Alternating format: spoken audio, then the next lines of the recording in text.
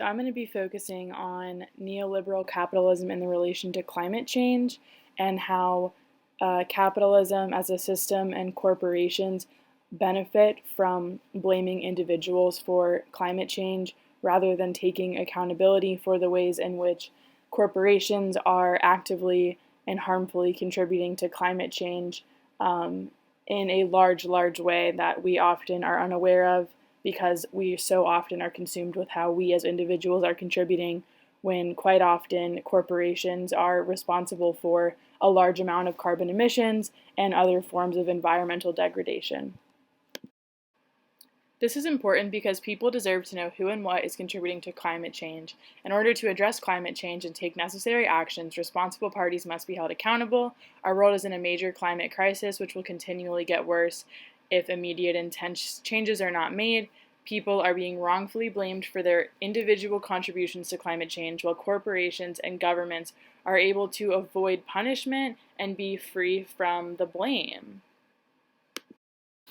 Some of the dynamics that led to this situation are transnational corporations escaping and minimizing their media coverage that cover acts of their environmental harm.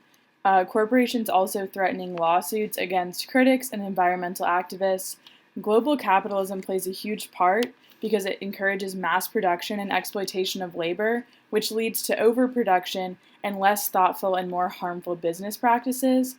Also, competition and waste involved with the capitalist mode of production impacts the environment, humans, and non-human animals in a harmful way. And also, political cultures can see the expansion of material consumption as possible and also dodges the blame for creating harm and degradation. So for the first section of analysis, I'm focusing on a book called The Wrath of Capital.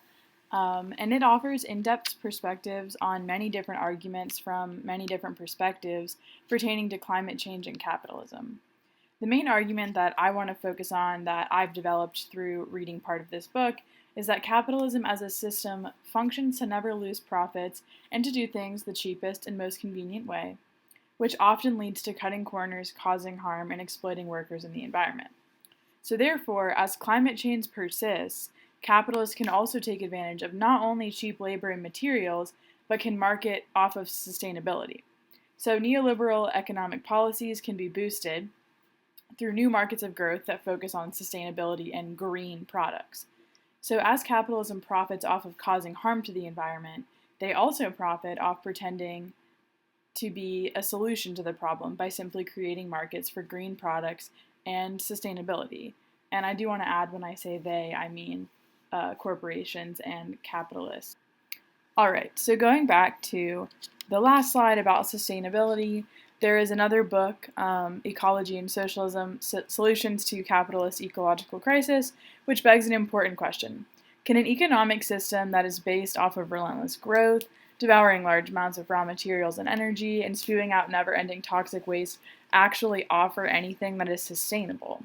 So my analysis of this phenomenon of sustainability relates back to the first slide and ultimately my argument, where I show that capitalism and corporations are specifically going to great lengths to greenwash their products, which makes them seem more sustainable, and to avoid coverage in the media of any wrongdoing.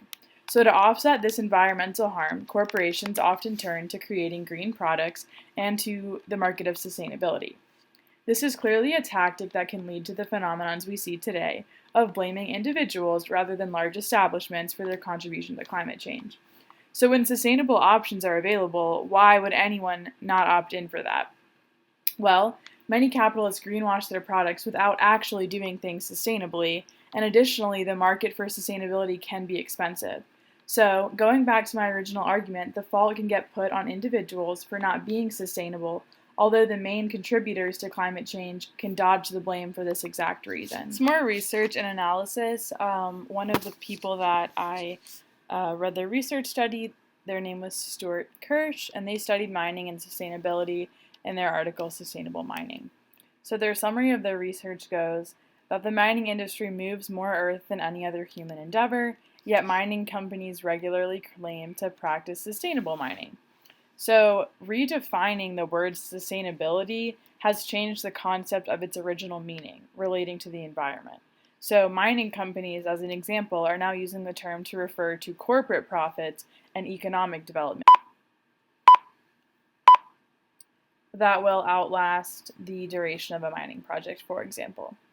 Going back to some of the last slides, this furthers my argument and the research on the idea of capitalism causing more harm to the environment even when they find ways of, and they as in corporations, find ways to change the names of the processes, the items they sell, and even the markets that they are a part of when they name it all as sustainable.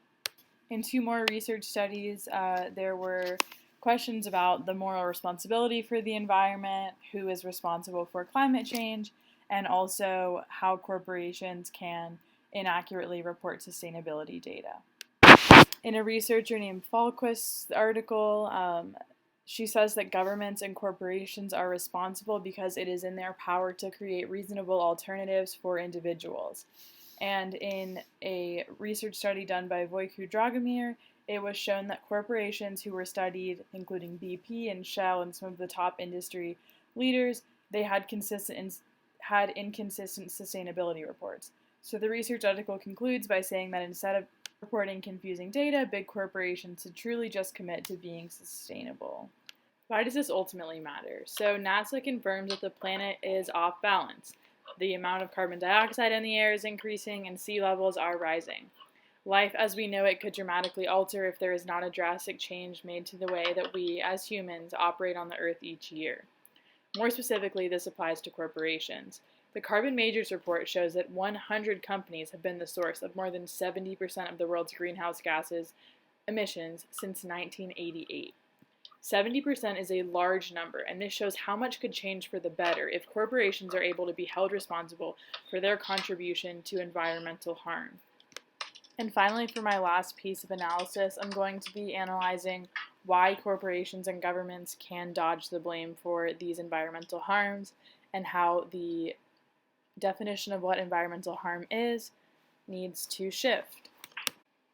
So, how are corporations and governments dodging blame and why? According to a BBC article on climate change contributors, fossil fuel firms have done a great job of making any kind of environmental concerns seem elitist. This is to the benefit of corporations because shifting the conversation from how to take accountability for environmental harm onto other issues that could make it seem elitist or unimportant or whatever it may be. For example, Rex Tillerson, who was the Exxon chief executive who went on to be the U.S. Secretary of State, repeatedly argued that cutting oil use to fight climate change would make poverty reduction harder.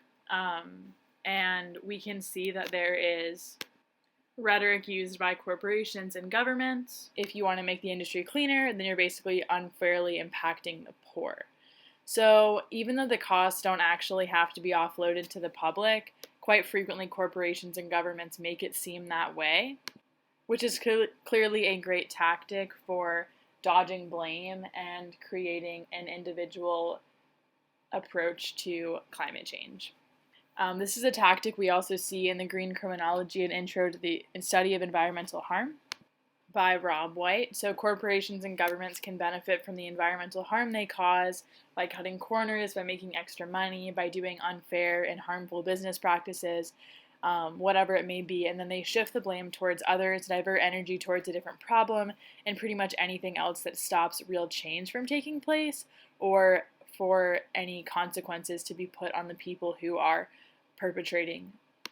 And lastly, White points out that the definition of environmental harm is currently extremely vague and that the environment would benefit from expanding the definition so that corporations can be held more responsible for this activity.